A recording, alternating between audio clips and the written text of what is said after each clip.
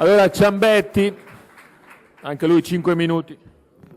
Brevissimamente, anche perché Galli ha assolutamente riassorbito i lavori fatti ieri.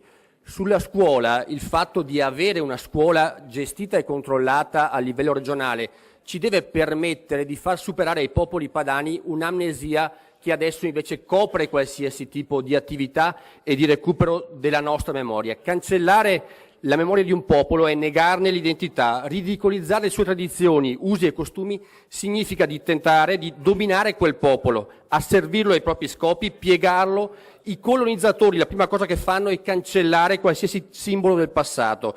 Quindi tradizioni, culture locali, lingue sono i primi veri nemici della massificazione alla quale qualcuno vuole appiattirci per renderci tutti uguali.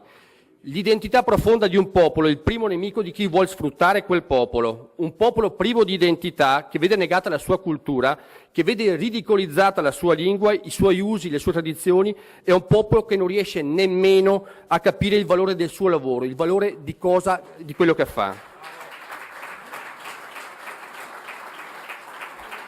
Quando i liberi comuni dettero vita alla Lega Lombarda, erano innanzitutto convinti di reclamare una cosa che spettava a loro. Noi dobbiamo ridare orgoglio ai nostri popoli perché dobbiamo reclamare quello che ci spetta. Quando appunto i liberi comuni si misero assieme contro le angherie di un impero, riuscirono a sconfiggerlo, a passare oltre il feudalesimo e andare verso una nuova Europa. Quello è quello che dobbiamo fare noi per riprendere la nostra storia e la nostra cultura. La libertà si riconquista andando a ricostruire l'orgoglio all'interno dei nostri popoli, un orgoglio di appartenenza che abbiamo una grande storia alle spalle, una grande cultura, abbiamo bisogno di riapprezzare la nostra identità. Quindi riportare la scuola alle regioni è una cosa che serve a far capire alle nostre genti che abbiamo molto da chiedere. La questione settentrionale è una cosa che è tornata di attualità a maggior ragione adesso, quando abbiamo visto uno Stato centrale, specialmente negli ultimi 2 anni, che ha riportato al centro tantissime competenze, risorse, momenti di decisione. Quindi dobbiamo riportare questa questione che non è morta, che non viene meno appunto rispetto a quello che dicevamo 20-30 anni fa. Lo Stato italiano è finito sotto il peso delle sue contraddizioni.